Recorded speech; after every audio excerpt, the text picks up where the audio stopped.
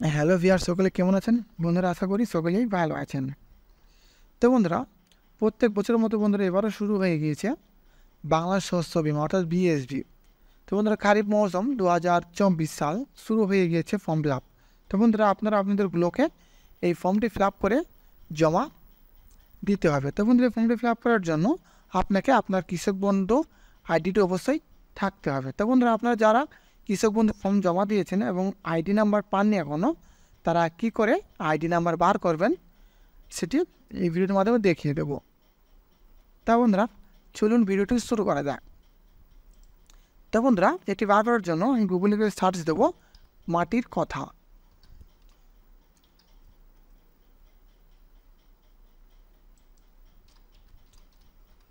তো বন্ধুরা, মাটির কথা লিখে সার্চ দিলে বন্ধুরা এখান থেকে মাটির কথা .net এই ওয়েবসাইটের মধ্যে আমরা প্রবেশ করব। প্রবেশ করার পর বন্ধুরা এখান থেকে দেখতে পাচ্ছেন বন্ধুরা কৃষক বন্ধু একটি অপশান দেওয়া আছে। তো বন্ধুরা, এই অপশানের মধ্যে প্রবেশ করব। প্রবেশ করার পরে বন্ধুরা এখান থেকে আপনি আবারও অনেকগুলো অপশান পেয়ে যাবেন। তো বন্ধুরা, এখান থেকে আমি নথিভুক্ত কৃষকের তথ্য এই অপশানটির মধ্যে এখান থেকে আমি ক্লিক করব।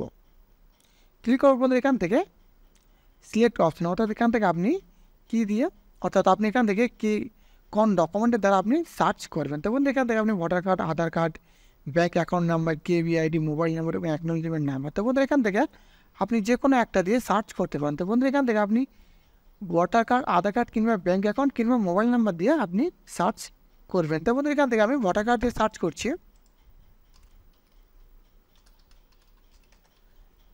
দেওয়ার পর বন্ধু এখান থেকে I am not a robot. তো বন্ধু, এখান থেকে আই এম নট এ রোবটে ক্লিক করবো। বন্ধুরা, এখান থেকে আমি ক্যাপচা কোডটি ফিল আপ করে নেব।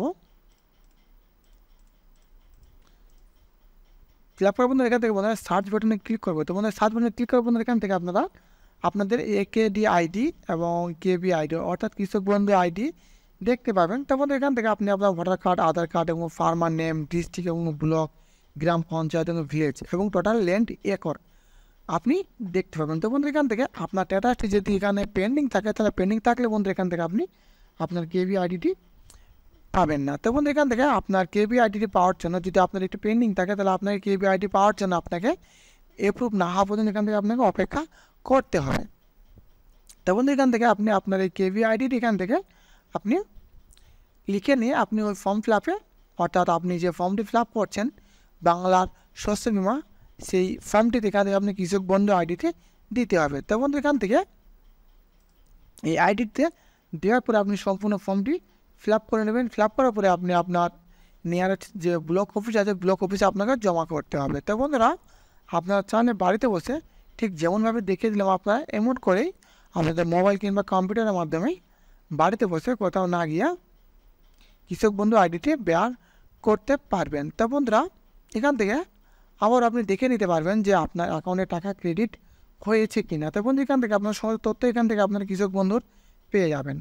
তো বন্ধুরা, ভিডিওটি ভালো লাগে লাইক, কমেন্ট এবং শেয়ার করবেন। আর বন্ধুরা, চ্যানেলে যারা নতুন চ্যানেলটা অবশ্যই সাবস্ক্রাইব করে পাশের বেল আইকনে ক্লিক করবেন পরবর্তী ভিডিও নোটিফিকেশন আকারে পাওয়ার জন্য।